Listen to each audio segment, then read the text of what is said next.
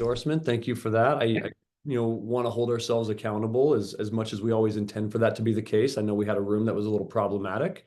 Please tell me about how that was handled, with our support team and how we were able to kind of all work together to get that result, because that's very important, obviously, with technology. Yeah, yeah. The team came through. They worked with us. They worked with one of the component vendors.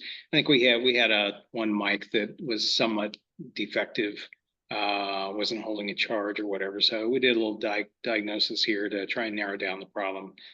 They worked with the equipment supplier, got that resolved quickly, got that switched out. And then another thing, Doug, we did this room in a couple of different phases. We started with projectors, the audio, the base audio. So when it came time for phase two, and we were adding a little bit more equipment in our cabinet, we discovered, there's a little bit of a heat issue because of all the additional components we're putting in. The team was great. We sent them pictures of how everything was put together in the cabinet. They quickly realized, oh yeah, we could improve the airflow in there. We could fix that. So got it scheduled. They sent one of their installation team out here. He pumped it out in less than a day, just a few hours.